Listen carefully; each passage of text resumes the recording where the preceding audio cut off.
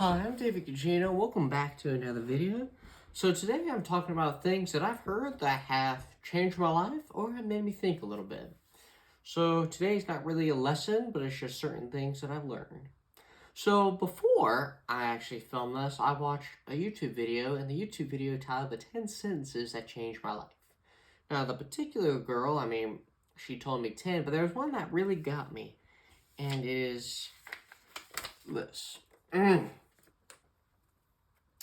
Pain isn't necessary, but suffering is. So, what do you mean by that? Well, honestly, pain is sometimes caused by you, or like whatever psychological issues you have, or whatever you've done in your life to have pain, like just your mistakes or your bad home life or something like that. Yeah, that is pain, but that's not what suffering is. Suffering is doing what you gotta do to get what you want in life. In order to do that, you have to suffer.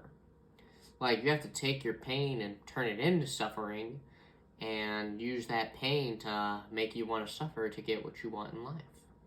Like, it's just something you think about. Like, you have to realize, like, when you do a project, like when you write projects, or let's say if you're a writer, you have to tell yourself, hey, I'm going to write 4 to 5 pages in a book. I'm going to spend an hour, maybe 2 hours in front of my computer, and it's going to suck. My back's going to get tight, my shoulders are going to hurt, and I'm just have to be staring at a screen for a couple of hours.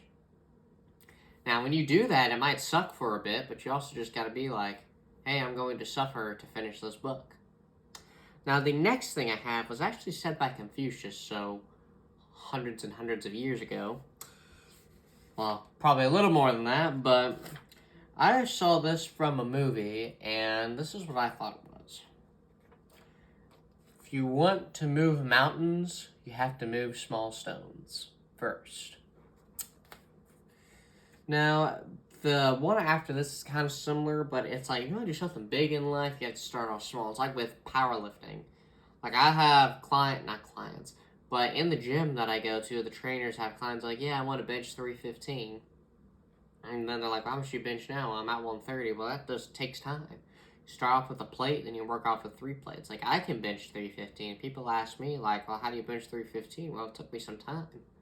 I'm a competitive powerlifter. My first 300 bench was at 17. But as of right now, it's just, you just gotta work for it. And powerlifting is the same thing. Like, I've done a bunch of competitions, and sometimes I've done better than the last few, but it's like, I want to bench 300 in a competition, and right now the most I've done in a competition is 290. But you have to continue to keep going to get to your goals and to get to what you want. And you have to start off by moving small stones, and you have to move small stones for a while. Someone actually told me today, well, how many times do you have to place second till you get first? And I'm like, a lot. And he's like, yes, sometimes even more than a lot. Sometimes more than you want to. Like, sometimes you might not have to move small stones. Now, sometimes you have to move small stones a lot. Sometimes they might get smaller. Sometimes you'll end up getting to bigger stones and then go back to smaller stones. But before you can move mountains, that's just what you need to do. And what's interesting about that saying is that it's just so true. Like, you have to start out small. It's like people who become doctors. They start off at college and they go to medical school. Like, I have a brother who's trying to be a nurse, and his work is so hard. I'm like, I can't imagine what surgeons have to do. That actually, a neurosurgeon, it takes 12 years after high school to be a neurosurgeon. So after high school, you have to tell yourself, all right, by the time I'm 30 years old, I'm going to be starting my career. I'm going to work a job, I'm going to pay for college, and then I'm going to end up making the real big bucks when I'm 30. And that's a hard message to tell yourself. Like, I have a friend that's a neurosurgeon. He's like, yep, I went to school for 12 years after high school to become a neurosurgeon. But he's happy with his life, and he makes a lot of money, but that's what you got to do. Now, the next thing is, like I said beforehand, it's similar. But the next thing is actually said by Admiral William McRaven. So he has a speech on YouTube that has a lot of views. I want to say like 20 million. But the first thing he says, he actually wrote a book about it, and it's titled this. The title of the book is called Make Your Bed. And the first thing he says is, when you're in the military, or as a SEAL, he was in Navy SEAL training, you start off by making your bed. and it has to be made correctly. And if it's not made correctly, you do push-ups or do a really hard exercise over and over. So he says, if you want to change the world,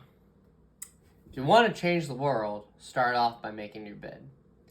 And it's kind of like doing small things, but it's also just like doing something before, like trying to master something over and over before you move on to bigger things. Like with moving stones, master moving small stones before you get to mountains. Like making your bed, it amazes me how many people don't make their bed. And what's crazy is it takes a lot of motivation for people to do small things. It's like cleaning. Like, I do feel very accomplished when I clean my house, but then I also think, like, hey, I have to take the time to clean, or I'll procrastinate and be like, well, I'll clean this and then clean tomorrow. Now, it eventually gets clean, but you just gotta think, though, like, those things will turn you into not a better person, but make you better in life. Like, there are people who just choose not to clean. Or there are people who just choose not to make the bed. Or most of all, people who choose not to take care of themselves. Like when you see somebody who's paper thin, has no teeth, and their eyes are all droopy, and they complain about money because they spend it all on drugs. Now, yes, they have a chance to change themselves, but just look at them like, hey, I don't want to be like that. So when you judge somebody the next time, just tell yourself, I don't want to be like that. Like, that's just what you do. Like, if you meet someone who's a jerk, just be like, hey, I'm not going to be like that. Like, or it's like being friendly. Like, a lot of people aren't outgoing or friendly, and some people, like, don't realize, like, hey, people eat that shit up. Like, everybody loves an outgoing person. But you have to be willing to be different and do different things in order to get there. Like, making your bed is very simple. Like, it's a very great way to start your day, because you also feel accomplished.